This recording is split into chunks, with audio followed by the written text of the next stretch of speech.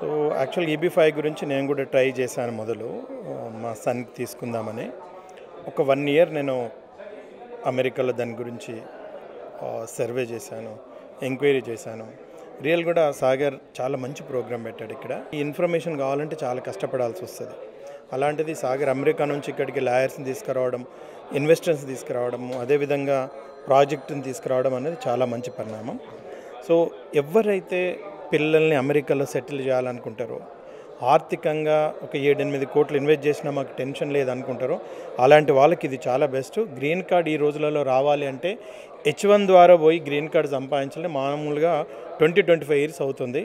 అంత ఈజీ కూడా కాదు అసలు ఇప్పుడు రావడం కదా. సో అది చాలా కష్టమైన పరిస్థితి ఉంది. కానీ మన పిల్లలు అక్కడ సెటిల్ అవ్వాలనుకున్న వాళ్ళకి గ్రీన్ కార్డ్ ఇస్తే అదొక పెద్ద గిఫ్ట్ వాళ్ళకి.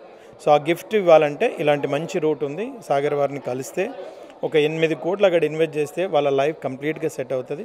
చాలా మంచి ప్రోగ్రామ్ చేశారు.